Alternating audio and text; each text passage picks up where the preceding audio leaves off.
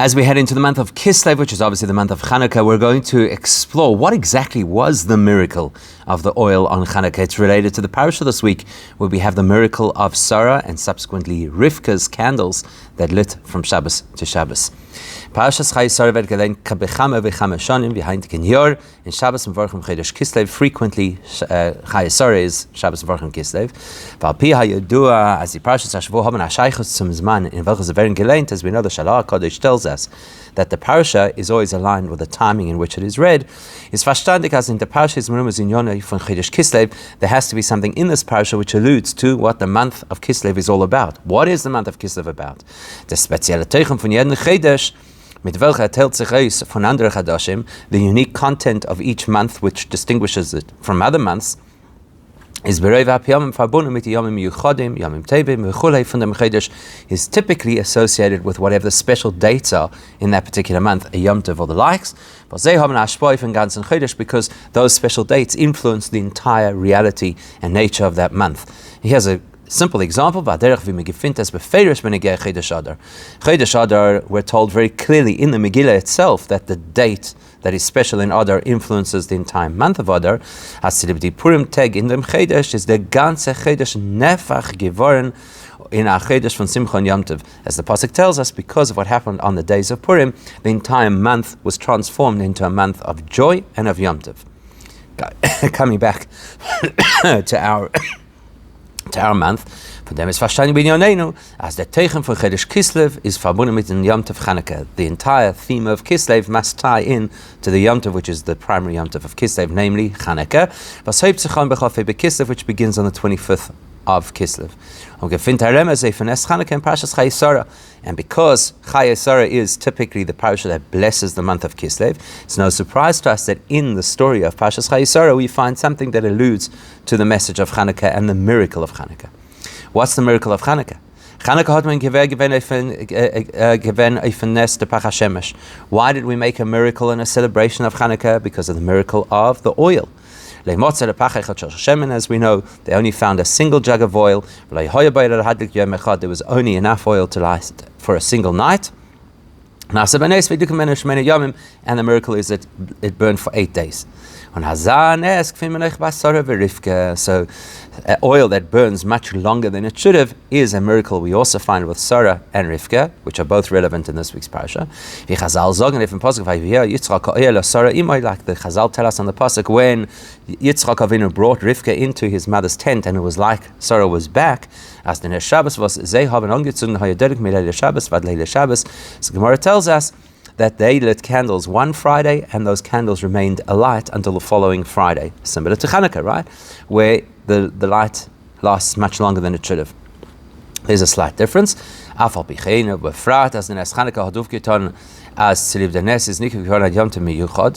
first distinction, obviously, is that we have a Yom Tov to commemorate the miracle of the Chanukah licht, and not necessarily Sarah and Rivka's candles. Is moving as in Nes Chanukah is do achidesh legabe the Nes von Sarah Rivka. But even broadly, there's obviously something unique about the miracle of the lights of Chanukah that didn't exist in the lights of Sarah and Rivka, and let's understand what that is. Es ist adeichach zu sagen, as the Meile is not in them, was von dem Pach Hashem dem Chanukah. We're not going to suggest that the only difference is the period of time. That the oil of Chanukah had Shmeina Yamim. That continued to burn for 8 days.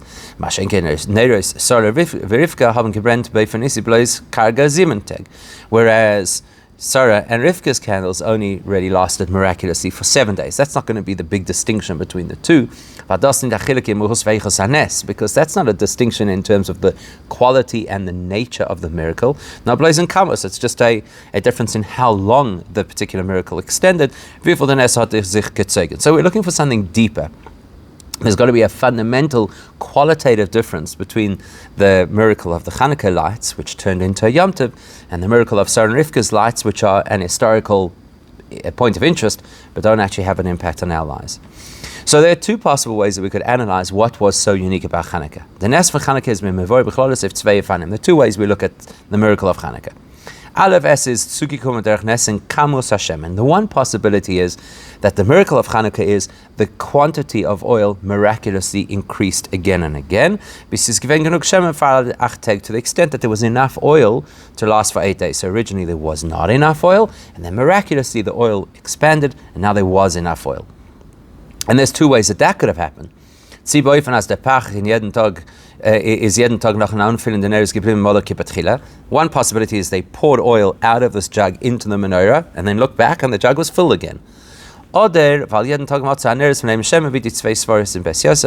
alternatively, at the end of each day when they came to light the menorah again, they found that none of the oil had burnt down. It was, or that the oil had replenished, let's put it that way. So either the oil in the jug replenished or the oil in the menorah replenished. These are two opinions quoted in the Beis Yosef. So the one possibility of the Chanukah miracle is that there was an extension to the quantum of oil. Or, Beis, that's another possibility. And the actual nature and quality of the oil changed miraculously. The same quantity of oil that should naturally only burn for a day, that same amount of oil had a different nature and lasted much longer. Which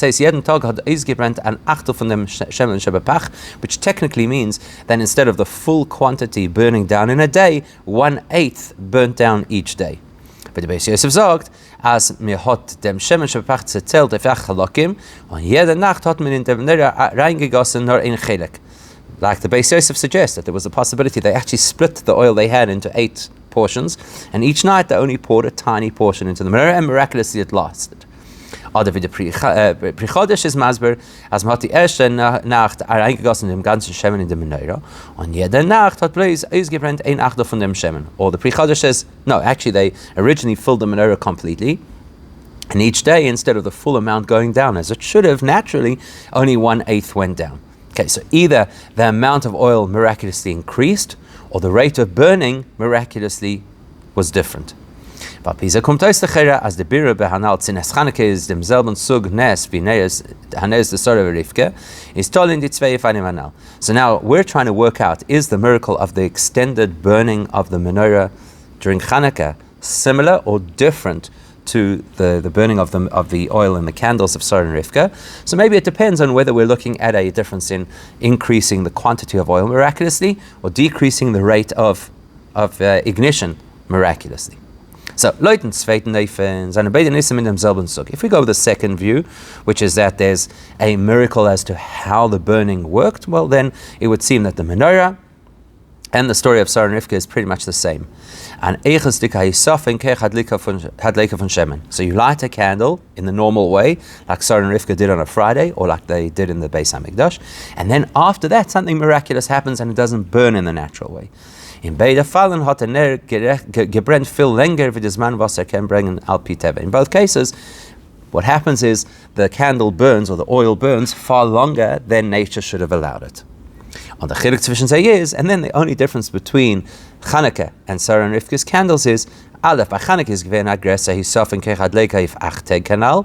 The Chanukah candles burnt for a longer period, 8 as opposed to 7 days by Sarah and Rivka. And Beis, by Chanukah is given jeden Tag.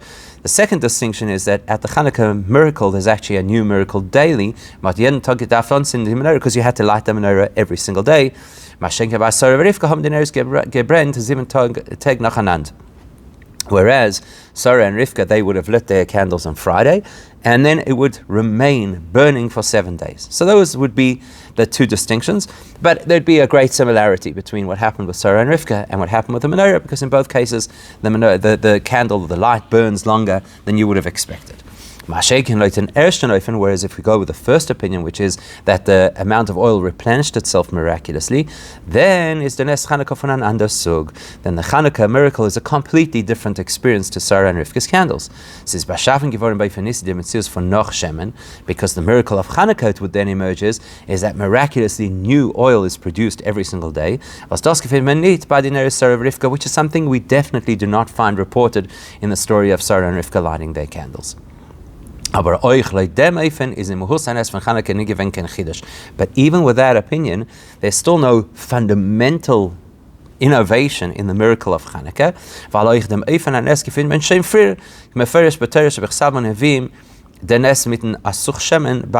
Because the truth is, the concept of replenishing oil is not something that would have happened for the first time in Chanukah. It happened with a famous story with Elisha, with the woman who was destitute, and he filled up oil into all of her kalim. So we're actually looking for something about Chanukah that is unique. Why did we turn it into a yontif? Must be because this is a miracle we had never seen before. So what exactly happened during the Chanukah miracle that is so unique, that isn't just simply about the oil replenishing itself, because that already happened with Elisha, and it's not just about the rate of ignition, and that the combustion of the candles is somehow longer than usual, because that already happened with Sarah and Rivka. What is unique about the Chanukah miracle? So in jedem von die zwei Phänomena ist da eine Glattkeit.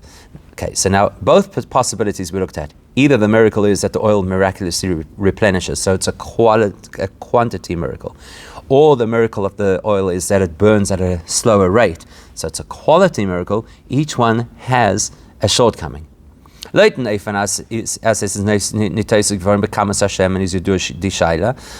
a problem. If we're going to say that the oil keeps replenishing, so the question is, how do you fulfill the mitzvah of lighting the menorah using unnatural oil? The Torah tells us clearly, you have to use normal, natural olive oil in order to light the menorah. If on day 2 the menorah that's in either the menorah, the oil that is either in the menorah or in the jug has miraculously appeared, it's not kosher for a menorah. You'd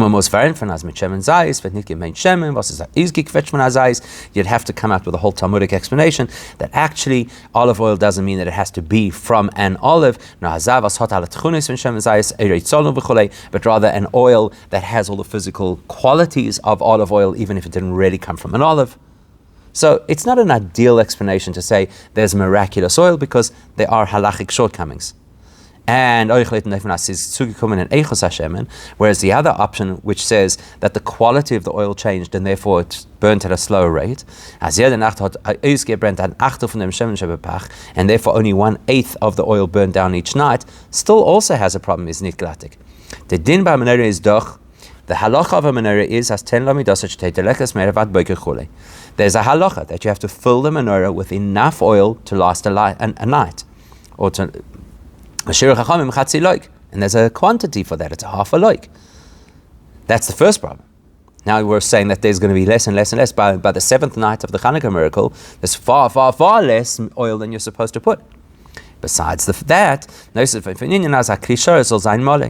besides the overarching principle that any time that you use a vessel in the Beis Hamikdash for any purpose, it has to be full. Now you're arguing that the menorah is less than full. As we know, the halach is that the way you sanctify a vessel in order to serve in the Beis Hamikdash in the first place is you have to use it full, and by extension, any time you use it has to be full.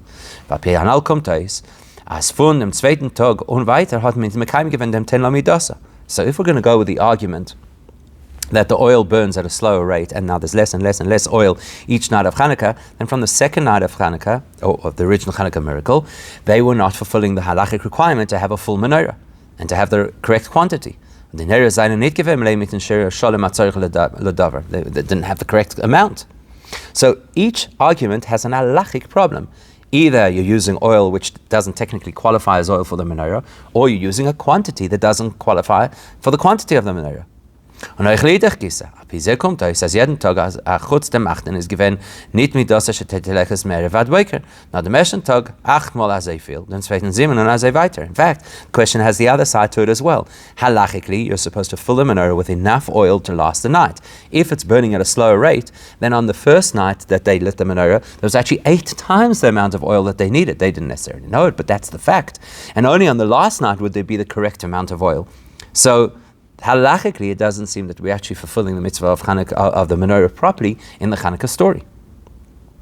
Therefore, says the Rabbi, there's got to be another possibility which doesn't fit into either of these two categories, but actually brings something of each of them together. So there's a third possibility. And that third possibility will resolve our questions. And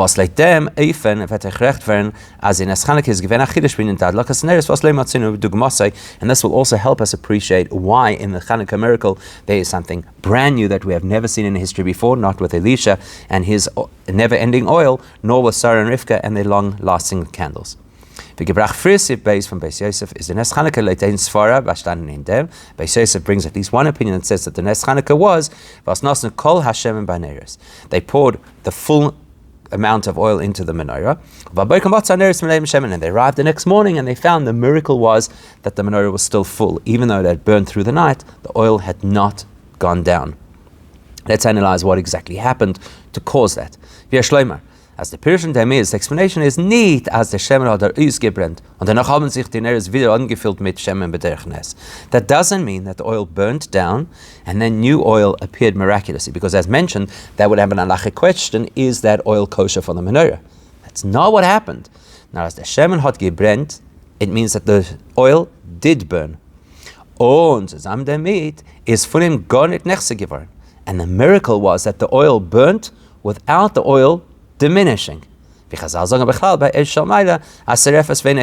similar to another description we have about heavenly fire with regards to the snare, the thorn bush that Moshe Rabbeinu saw the Eibishter at, where the fire burns without actually burning the material that is used for ignition. So the bush doesn't burn up, yet there is fire. In the same way, the oil doesn't burn up, yet it ignites into fire. This is an unusual miracle, burning and not burning simultaneously. Let's even stretch the point and say, well, you could theoretically use miraculous oil in order to light a menorah, because it has the same chemical properties as olive oil, which is how we would have explained it before. But one thing is for sure, everybody would agree, in order for the menorah to be a kosher menorah, the flame has to be the result of the fuel, has to be the oil that causes the flame. So therefore, as in the nes is given adova v'hifuchoi. Therefore, it turns out actually, when you think about it, that the Chanukah miracle is that there's a tremendous paradox happening. There's two opposite experiences happening simultaneously, because the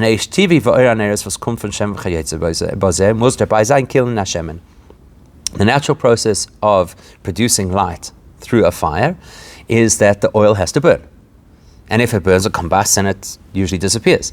And that's what's happening over here. There's actually the burning of oil to produce the light, and yet at the same time, the oil is not burning up to the extent that it disappears. So you have kilian or nit kilian bevasachas. You have combustion and lack of combustion simultaneously.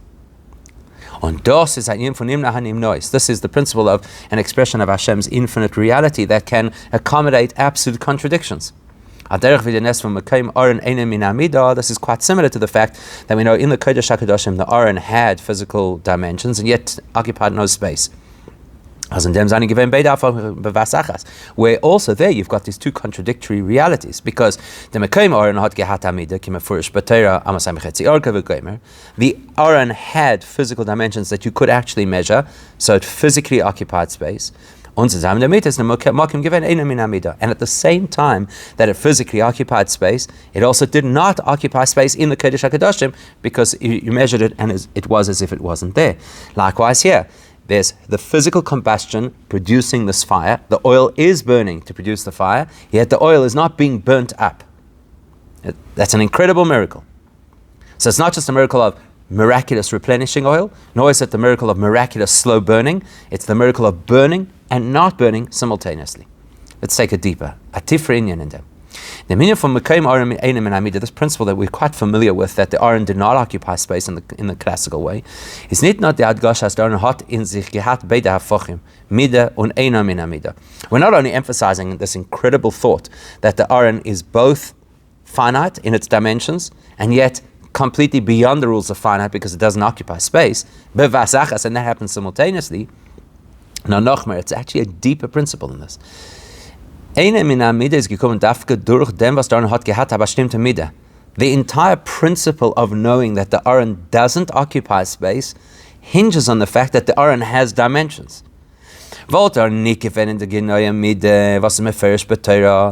the Aron did not have physical dimensions, then the Aron wouldn't qualify as an Aron. Has to be 1.5 amas by 2.5 amas. That's what it has to have. Otherwise, it's not an Aron. So, in order for the Aron to exist, it must have its physical dimensions. And therefore, if it didn't have its dimensions, it wouldn't be a miracle to say the Aron doesn't occupy space, because there's no such concept as an Aron. So you need the physical dimensions to make it an Aron, and then once it has its physical dimensions, then we have the miracle of the fact that those physical dimensions don't occupy physical space. And the same kind of thing happens with Chanukah. The miracle of the Chanukah menorah has to be that there's actual oil burning to produce a flame. If there's not oil burning to produce a flame, you haven't fulfilled the mitzvah of the menorah. The entire exercise is futile. And in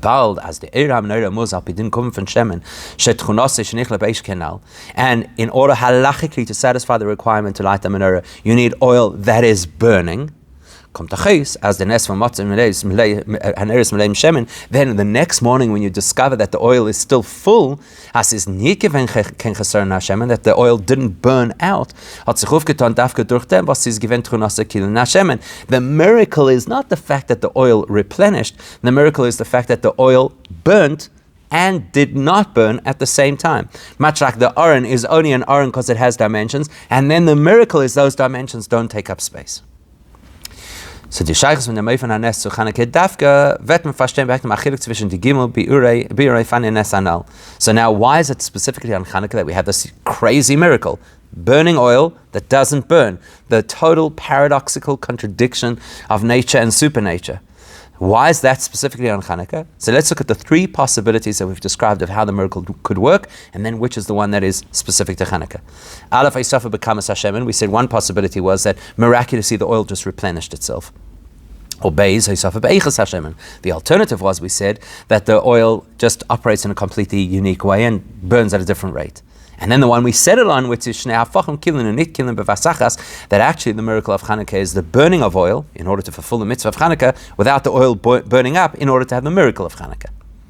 In dem ersten Eufen, let's say that the miracle had been the replenishing of the oil, the miracle would only appear once at the beginning of the process.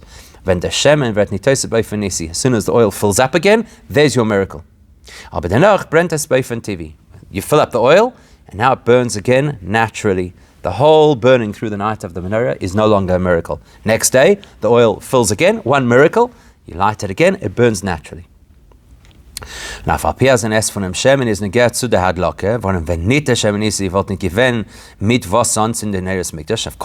the miracle of the oil is important. Without it, you could not fulfill the mitzvah. There would be no oil to light. So, yes, the lighting of the menorah in this scenario is dependent on the miracle of the replenishing oil. True. But you don't see the miracle happening when you watch the menorah burning.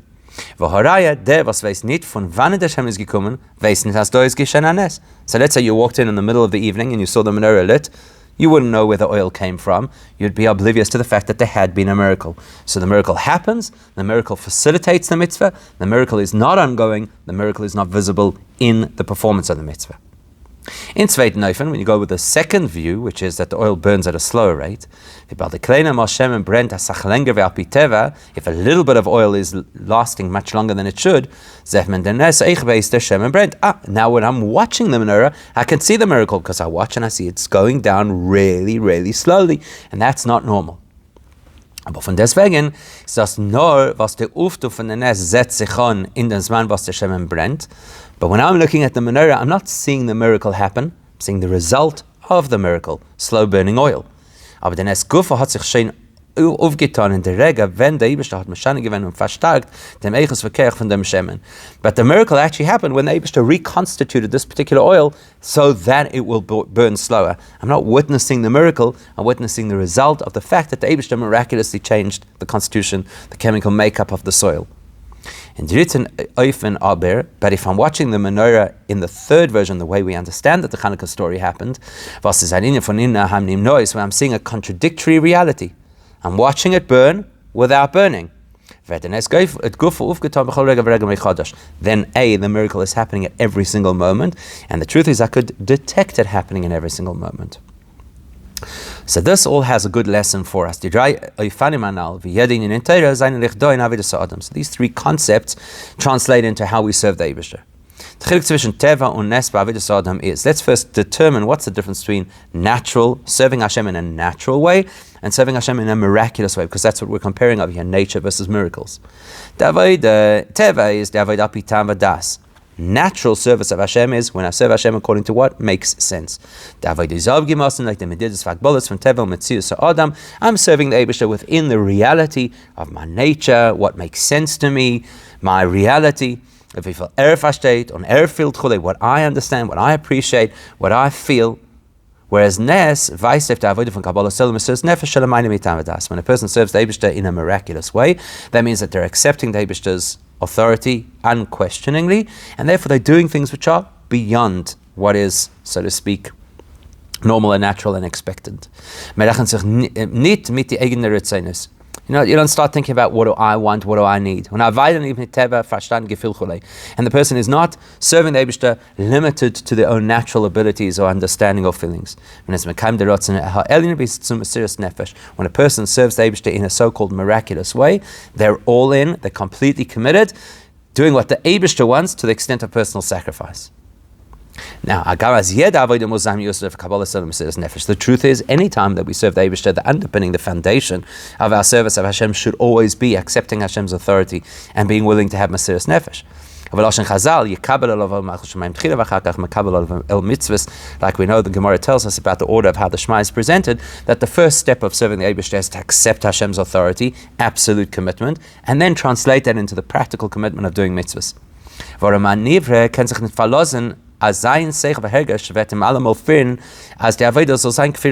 Because a human has to know our limitations. We have to know if we're going to rely on what we understand and feel, we're not necessarily always going to be doing what the Eibishter wants in the way that the Eibishter wants. And therefore, even if we are going to employ our own minds, our understanding, etc., still the foundation of our Yiddishkeit always has to be, what does the Eibishter want from us? But there are many ways that this could play out. Ein ofen is one possibility. As the Hergesh HaKabbalah Solom Mesiras Nefesh the Neshama Ma'anim HaTeva is no b'tchilas hayom. One possibility is we start the day with an awareness. I need to acknowledge the Eibishter is in control. I need to acknowledge that I'm supposed to be dedicated to Hashem even to the point of sacrifice. And that's how I start my day. B'shas Krishme, Vasinyoni is the Kabbalah of Machal Shemayim B'Mesiras Nefesh, and I do that every single morning. I say Shema. The principle of Shema is to accept Hashem's authority to the point of sacrifice. And then once I've got that foundation, the rest of the day, I'm serving the Eibishter according to what I understand and what I feel. That's like the miracle of replenishing the oil, and then the oil burns naturally. There's no question about it, that if a person does have that focus at the beginning of the day, it will have an impact and it will influence how they behave and how they feel during the rest of the day. And the influence will be that what I do during the rest of the day will be aligned with what the Eibishter wants. I'm not going to just be, wildly doing as I please. But during the rest of the day, that original commitment to the Eibishter is not visible. During the rest of the day, what is noticeable? Where is the person invested in serving the Eibishter within the framework of what they appreciate and understand? Then there's a second possibility, which is like that miracle where the Eibishter reconstitutes the oil and therefore it burns at a different rate, so you can always see the impact of the miracle as the menorah is burning. That's as the Hergesh HaKabbalah Mesiras Nefesh b'tchilas hayom is by Meir Begila in Davodah B'meshach von ganzen Tag. That's a person who, as they go through their day, they still feel the radiance, the residue of that original commitment to, I'm going to do what the Eibishter wants, and I'm completely committed to the point of sacrifice. To the extent that becomes clear in a person's mind and it's unwavering, I'm here to serve the Eibishter and do what the Eibishter wants. Das meint aber nicht. As dem ganzen Tag steht in Atnua in an Osik in der Arbeit von Mesiras Nefesh. So yes, the person has a consciousness, I need to serve the Eibishter. I need to be doing what the Eibishter wants. However, it's not necessarily the case that the person will be actually living in a state of Mesiras Nefesh all day long. It says, no, was in der Avodah Meshach Hayom leicht bei ihm und wird der Herr der Zikaron Mesiras Nefesh b'shas Krishma. Just means that through the course of the day, I keep remembering the fact that I had that inspiration and I felt that commitment, and it kind of informs how I behave during the day. Was das helft ihm in der Avodah von Torah Mitzvos, was das ist das b'Meshach Hayom. It helps keep the person focused, helps keep the person doing the right thing during the course of the day. But the person is not necessarily acting with Mesiras Nefesh through the course of the day. They're inspired by Mesiras Nefesh through the course of the day. Adrita Oifen is the third and ultimate state of how we should serve the Eibishter is as Tamid Kol Hayom Shteit and Etnur for Mesiras Nefesh, throughout the entire day to be in a state of readiness to sacrifice for the Eibishter. It is Arangeton in the Avodah for Mesiras Nefesh, where the person is completely immersed and invested in serving the Eibishter with total sacrifice. Of a Melis Kol Avidas B'Meshach Hayom B'Hesem It Etnur for Mesiras Nefesh, and therefore all day long, everything that the person does is completely invested with and informed by Mesiras Nefesh. As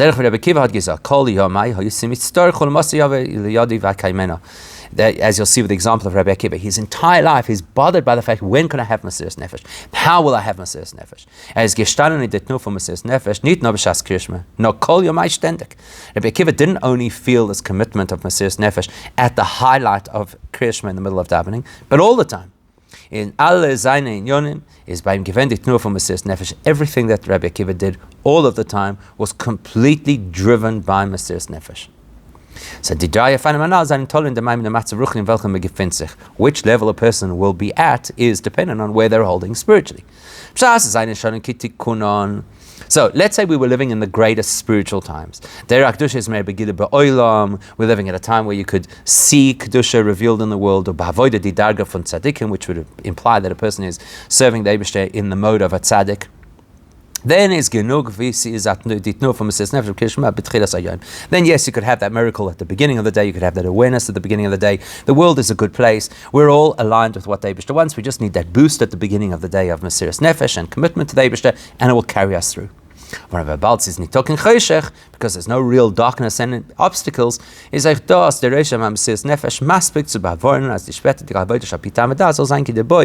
initial push of Mesiras Nefesh will keep us going, we'll have the momentum, we'll be able to serve the Eibishter without any impediment.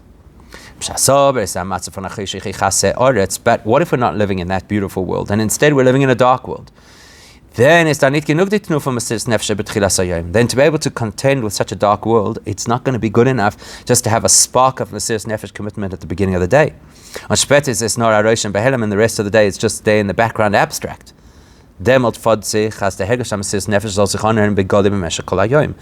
a dark times, a person has to have the sensitivity and awareness of Mesiras Nefesh all day. That's the only way we could overcome the darkness. And how we do that successfully, well, there are two possibilities. One possibility is, as the Cheshach von Welt is master manim efelikos, nor oififol oilam l'shen helem mitzativ mitziyusay is manim master feirakdusha. One possibility is we live in the world. The world is a dark place. It is designed to obscure godliness, and it's doing its job. It's obscuring godliness. So as long as we're living in that world where the opposition or the blockage to godliness is the normal, natural way that David designed the world, so it's a natural process. So then, in order for us to stand up against that darkness, all we really need is our own natural abilities, our natural understanding and feelings, the nature of our nefesh elikis. So it's good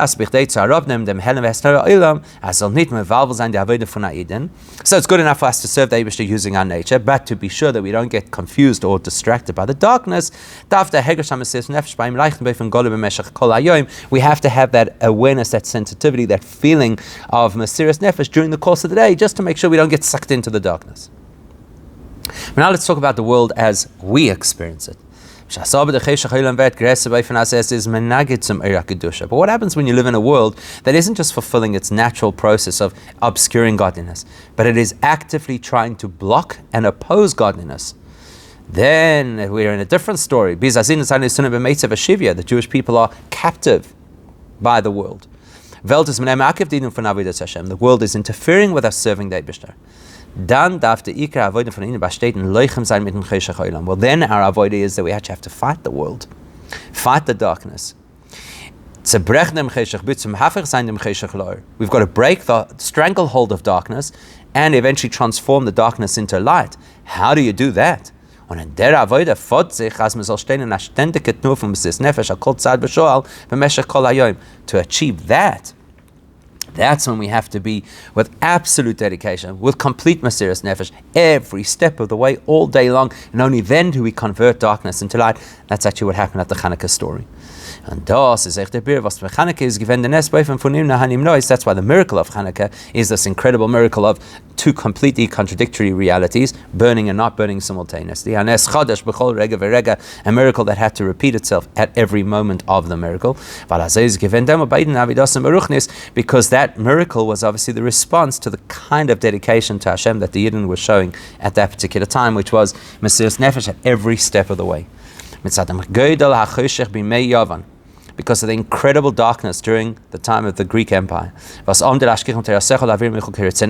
say in the Tefillah of Al-Anisim, they adamantly and actively wanted to make us forget and detach from Judaism. So they're fighting against us. What do you see the Jews did? Tremendous Mesiras Nefesh, taking on an army that is multiple times greater than them and more powerful than they are.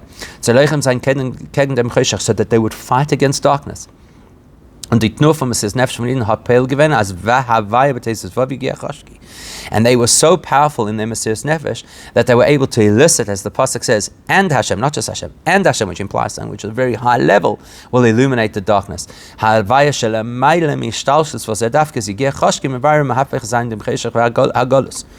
They were able to elicit such a high level of Eibusha, such a great revelation of godliness that would turn the darkness into light.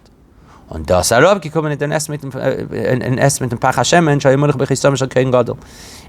Mesiras Nefesh, their tremendous dedication to the Eibusha to the point of Mesiras Nefesh, that elicited this great miracle as illustrated, as manifested in the story of the oil. They found oil that was sealed with a Kohen Gadol seal that implies something that is immune to the influences and impact of negative forces. To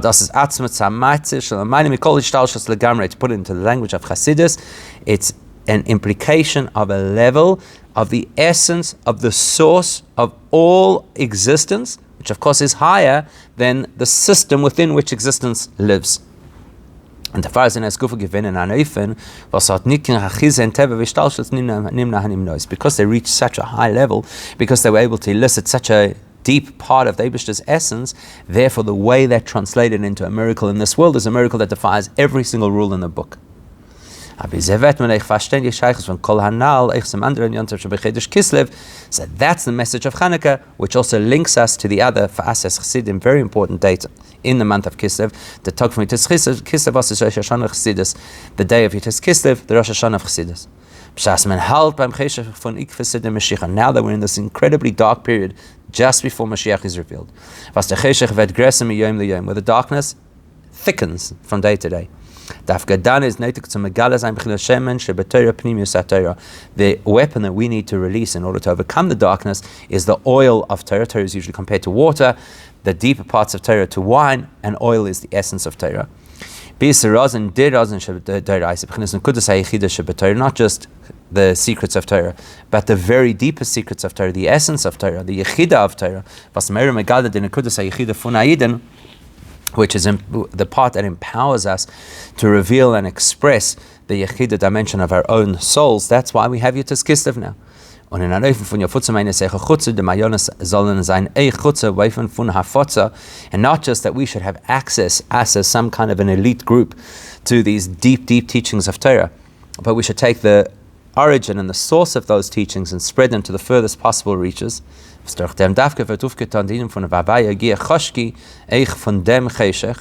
That will empower us to be able to transform this darkness into light, until eventually we see the fulfillment of the prophecy that the night itself will become radiant like the day, as the that the darkness of Golus will be transformed into light with the coming of Mashiach immediately.